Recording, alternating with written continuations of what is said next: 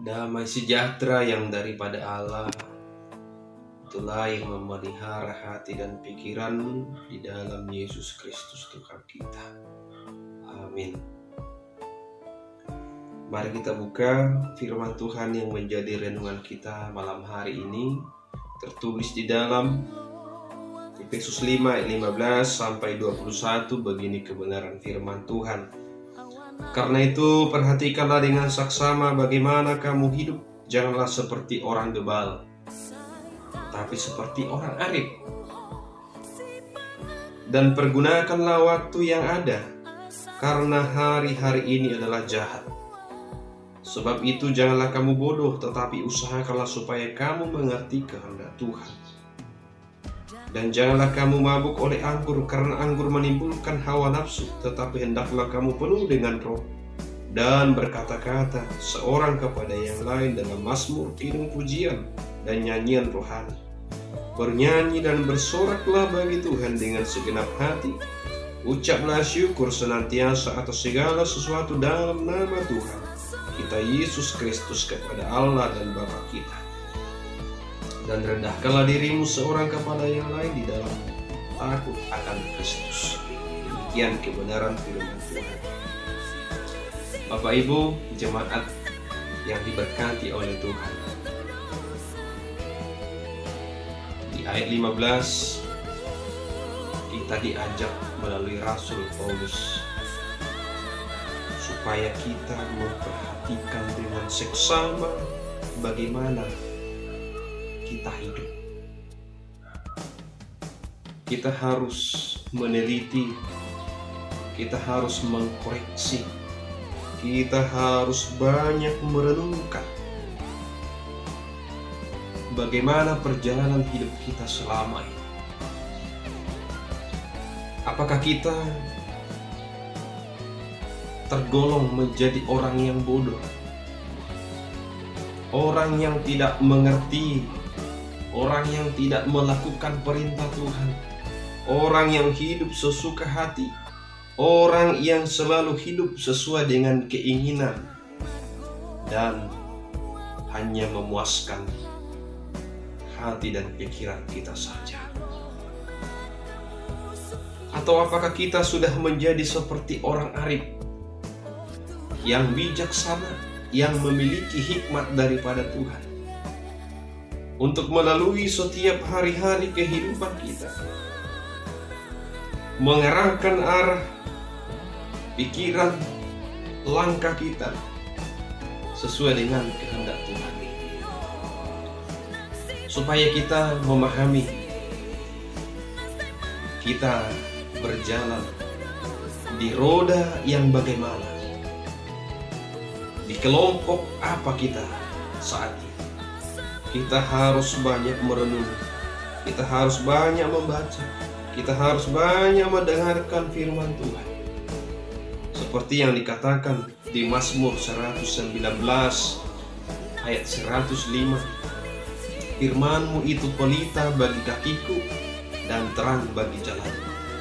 Artinya adalah firman Tuhan yang menjadi patron, firman Tuhan yang menjadi tolak ukur di dalam kehidupan kita.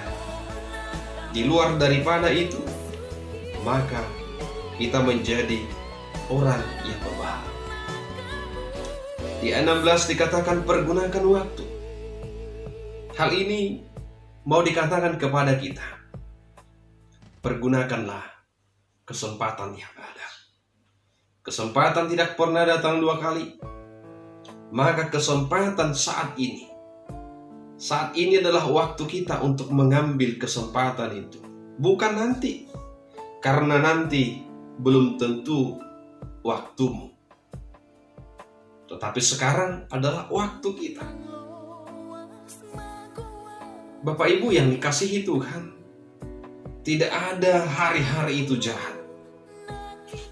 Semua hari itu diciptakan Tuhan dengan sangat baik. Tidak ada yang jahat. Tetapi yang membuat jahat adalah ketika kita tergoda dan masuk kepada kehidupan duniawi. Kita terperangkap oleh jerat maut iblis, sehingga hal itu adalah menjadi kejahatan bagimu yang dapat mengancam nyawamu, yang dapat mengancam jiwamu. Oleh sebab itu, waktu yang diberikan Tuhan adalah sebuah talenta yang berharga. Waktu yang diberikan Tuhan adalah harta yang istimewa yang diberikan kepada kita, supaya kita mempergunakannya untuk mencapai sebuah tujuan yang baik, untuk melakukan perkara-perkara yang baik, melakukan apa yang menjadi tugas dan tanggung jawab kita dengan tepat, supaya kita menjadi tetap pribadi-pribadi yang arif. Bapak Ibu Saudara yang dikasihi oleh Tuhan, tidak ada kata terlambat untuk menjadi yang terbaik. Jadikanlah hari-hari yang sudah berlalu adalah guru yang mengubah kita, guru yang menuntun kita, guru yang membuat kita menjadi orang yang berpengalaman dari kekurangan kita, dari kehidupan kita, supaya kita semakin baik. Terutama kita mengetahui kehendak Allah. Waktu terus berjalan, waktu terus bergulir.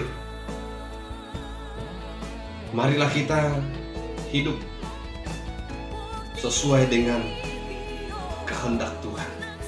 Di dalam setiap peristiwa perjalanan hidup kita, kita harus melihat, kita harus mengenal, kita harus melakukan apa yang menjadi kehendak Tuhan. Itulah yang disebutkan di dalam ayat 17, sebab itu janganlah kamu bodoh, tetapi usahakanlah supaya kamu mengerti kehendak Tuhan. Orang bodoh adalah orang yang tidak mau dibimbing, orang yang tidak mau menerima arahan, orang yang tidak mau belajar, orang yang tidak mau berubah. Tetapi kita sebagai orang yang sudah menerima Kristus, karena Dia adalah guru agung kita, marilah kita terima setiap didikannya yang membuat kita menjadi orang yang arif, dan di dalamnya kita mengetahui kehendak Allah. Marilah kita sebagai umat yang dikasihi Tuhan melakukan apa yang menjadi kewajiban kita. Kewajiban kita adalah bukan hanya memikirkan dan mencari apa yang kita butuhkan secara jasmani, tetapi yang terpenting adalah kita harus mencari dan melakukan apa yang menjadi, apa yang membuat kehidupan rohani kita tetap hidup, dekat, dan bersahabat dengan Tuhan. Hal itulah kita dikatakan kita mengetahui, mengerti apa yang menjadi kehendak Tuhan. Di ayat 18 dikatakan di sana, janganlah kamu mabuk oleh anggur, karena anggur menimbulkan hawa nafsu. Bapak Ibu Saudara yang dikasihi Tuhan, mungkin kita sudah dapat membayangkan, kita dapat memahami bagaimana karakter, bagaimana tingkah laku, bagaimana cara berpikir, bagaimana cara bicara orang yang sedang mabuk, bahwa di sana tidak ada memiliki yang dinamakan penguasaan diri. Dia bebas kontrol. Dia tidak memikirkan apa yang dikatakan. Dia tidak memikirkan apa yang dilakukan. Dan yang sering terjadi adalah kemabukannya menimbulkan dosa. Dan itu yang sering dan yang pernah dilakukan oleh para penyembah berhala. Mereka pada hari raya dewa-dewanya, mereka sering mabuk-mabukan, sangat riuh rendah, di mana mereka terbiasa merangsang diri mereka dengan air anggur. Dan segala jenis hawa nafsu selalu bermunculan di saat mereka sedang mabuk. Bapak Ibu yang dikasihi oleh Tuhan, marilah kita juga jangan hidup seperti orang mabuk yang tidak mengerti apa yang kita lakukan, yang tidak mengerti apa yang kita katakan, yang tidak mengerti apa yang tidak bisa kita pikirkan. Tetapi marilah kita hidup dengan normal, waras, penuh dengan hikmat yang daripada Tuhan, untuk mengatakan apa yang menjadi topik yang mau kita bicarakan, apa yang mau kita lakukan, apa yang menjadi tanggung jawab dan kewajiban kita. Itu yang terpenting dalam teks ini. Saudara, Bapak Ibu yang dikasihi oleh Tuhan, di ayat 19, tetapi dan berkata-katalah seorang kepada yang lain dalam mazmur, kidung, pujian dan nyanyian rohani, bernyanyi dan bersorak bagi Tuhan dengan segenap hati. Lebih baik kita bernyanyi, bermazmur, daripada kita mabuk dengan anggur, karena itu lebih mulia di hadapan Tuhan. Kita harus bermazmur, kidung, pujian dan nyanyian rohani. Maka setiap lagu, setiap pujian kita itu adalah buah daripada perenungan. Kita dapat menghayati setiap apa yang kita nyanyikan. Tidak asal-asal bernyanyi, tidak asal mengeluarkan pujian, tetapi benar-benar dari dalam hati kita, kita memiliki penjiwaannya, supaya benar-benar dengan ketulusan hati kita, kita memuji dan memuliakan nama Tuhan. Dan begitu juga dengan kehidupan dengan sesama kita. Hidup di dalam kedamaian, hidup di dalam kebersamaan, kerukunan di dalam persekutuan itu.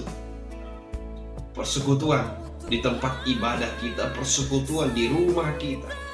Kita bersama-sama melakukan pujian untuk kemuliaan Tuhan, bukan mencari kemuliaan kita secara pribadi. Di ayat 20, ucaplah syukur senantiasa atas segala hal.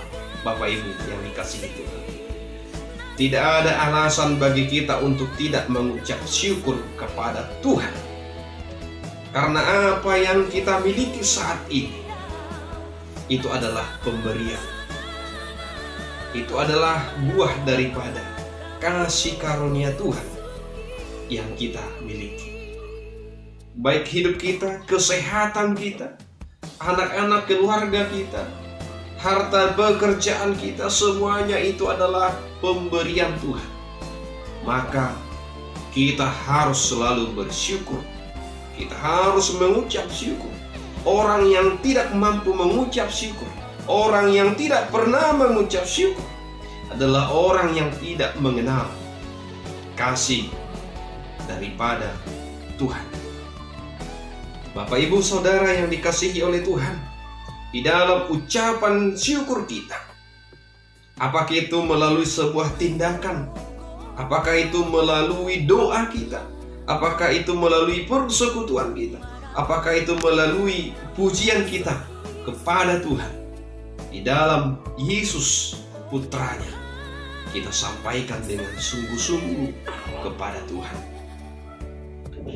Dan baiklah, kita akan hidup di dalam kerendahan.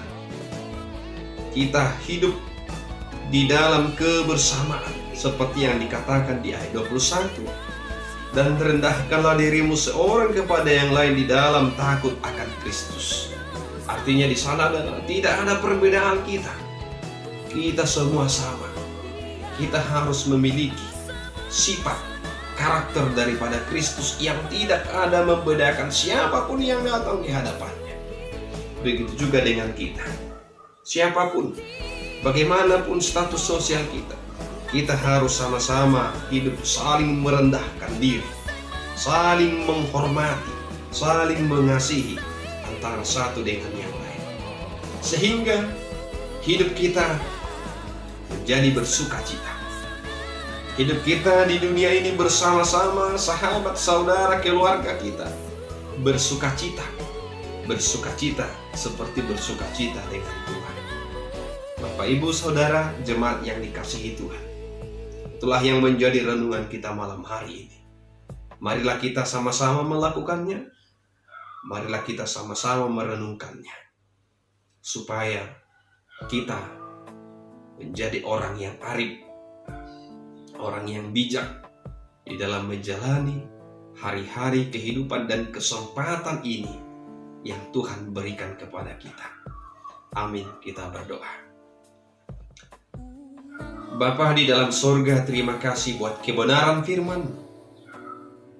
Tuntun dan bimbinglah kami memahaminya dan melakukannya bersama Roh-Mu, supaya kami menjadi anak-anak yang hidup di dalam kebenaran firman Tuhan.